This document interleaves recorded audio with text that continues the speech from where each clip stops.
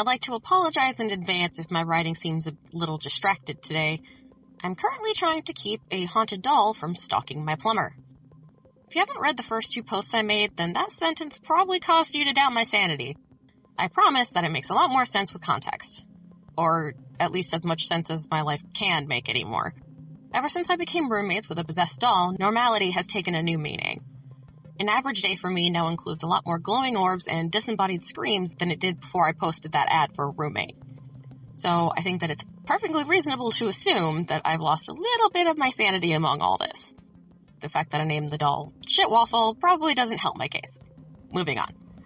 The plumber is in my bathroom fixing my toilet, which has been refusing to flush for the past few days. Usually I'd be suspicious of my roommate, because I'm always careful about what I flush down there.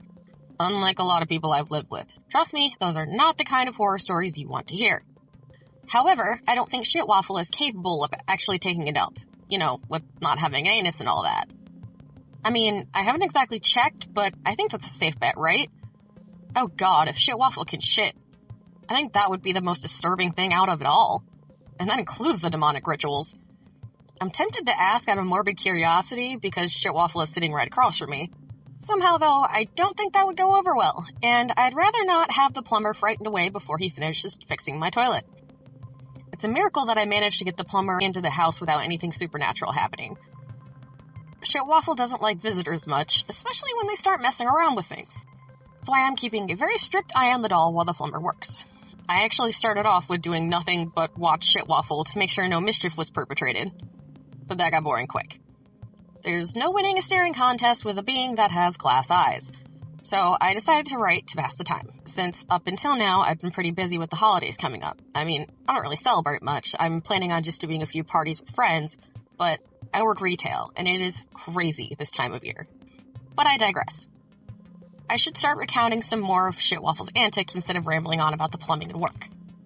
Something interesting I've noticed is that our neighbor's dog absolutely loathes Shitwaffle. The St. Bernard alternates between frightened whining and wild barking whenever she's walked past our house. The feeling appears to be mutual because Shitwaffle deliberately goes out of its way to aggravate the dog. Sometimes it's as simple as positioning itself in the window whenever the dog is put in the backyard to stare at her eerily. Sometimes it's more elaborate. Once I spotted the doll teasing the poor thing by causing her food bowl to burst into flames whenever she tried to eat from it.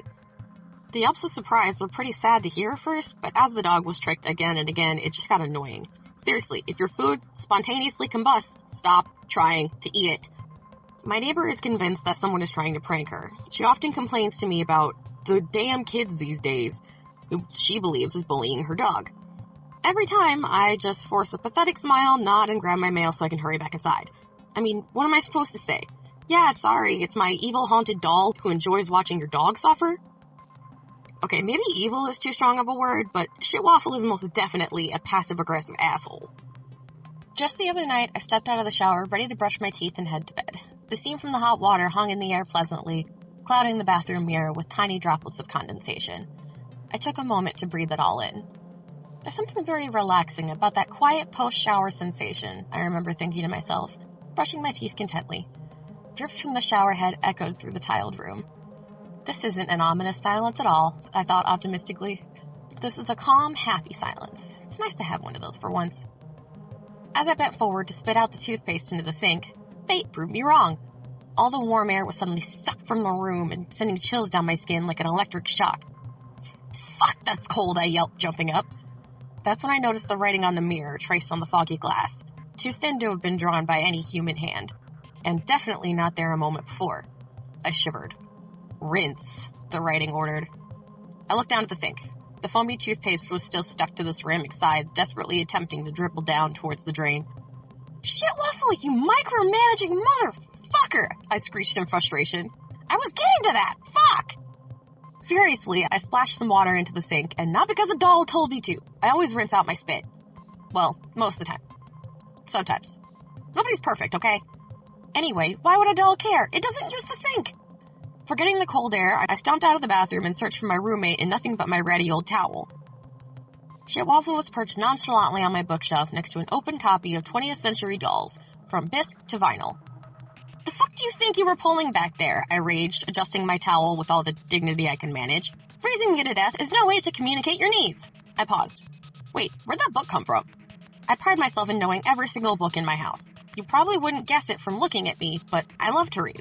I spent a large amount of my childhood exploring the public library. But this is no compendium of Shakespeare, no battered copy of Maya Angelou's poems, not even the magic fucking treehouse. It was a picture book of vintage dolls, and I'd never seen it before in my life. Later, I wondered about how a haunted doll would purchase something at a store. Do they toddle up to the counter, money clenched in one tiny fist towards an aghast cashier?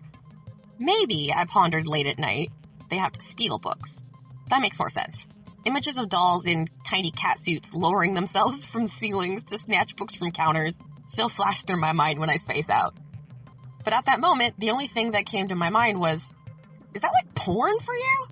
Shitwaffle blinked calmly and then turned back to reading the book. Hold on, we still have to talk about the whole mirror thing, I remembered, shaking my head to get rid of the distracting thoughts and dripping water from my hair.